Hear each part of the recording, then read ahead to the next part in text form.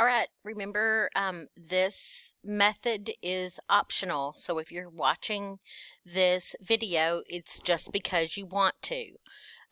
Doing this problem, the box method, is optional. So here's the problem.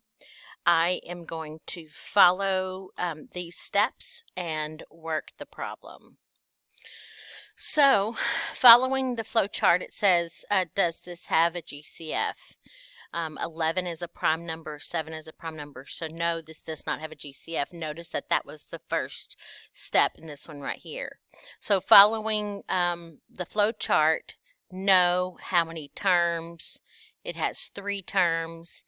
Is it a perfect square trinomial? No. Is the leading coefficient 1, or is A equal to 1? No. A is 6. So we have to factor using some method, and we're going to use the box method. So it says first step is to draw a 2x2 box. So I'm going to draw a 2x2 box. Okay.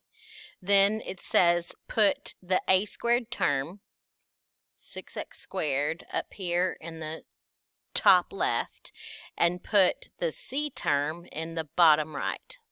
Okay, so I've done the first 3 steps. Step 1, step 2, step 3. Multiply a times c.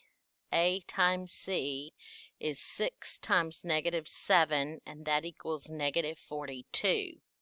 Find factors. Okay, so we're going to do the factor sum.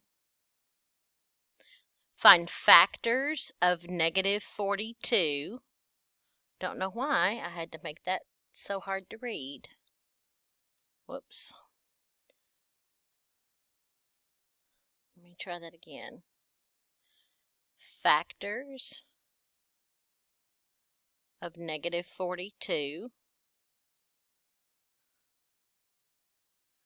that sum to be 11. Okay, so factors of 42. Well, I just multiplied 6 times -7.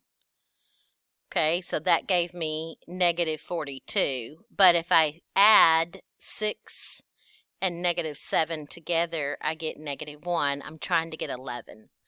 Even if you did it the other way, -6 times +7, I would still get -42, a product of -42, but a -6 and a +7 would just give me a +1. I need a +11. So, let's see, I can try 21 times 2. So 21 times -2, that's going to give me a -42. And 21 plus a -2, that's going to give me 19. So it's not 21 and 2. What about 3 and 14? Make the 3 negative. 3 times 14, that's -42. But do -3 plus 14, and voila, I get 11.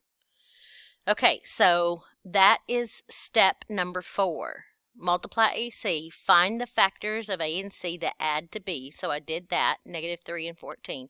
Put these terms in the top right and the bottom left box.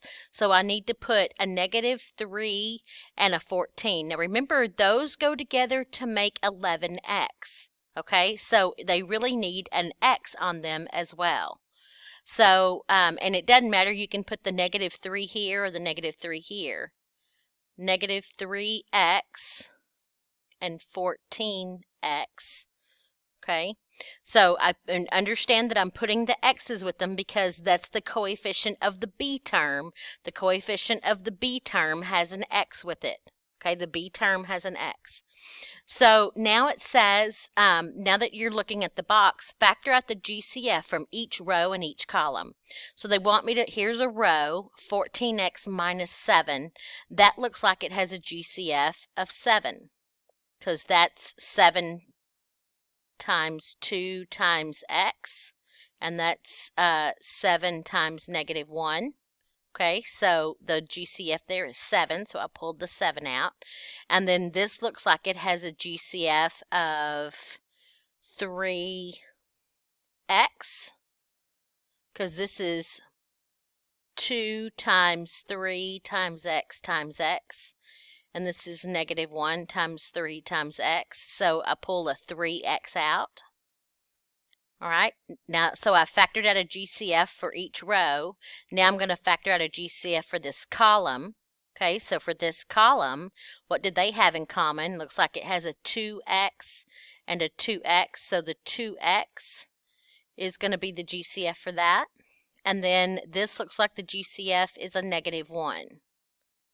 Okay, and now that means that 2x minus 1 times 3x plus 7 should be the answer.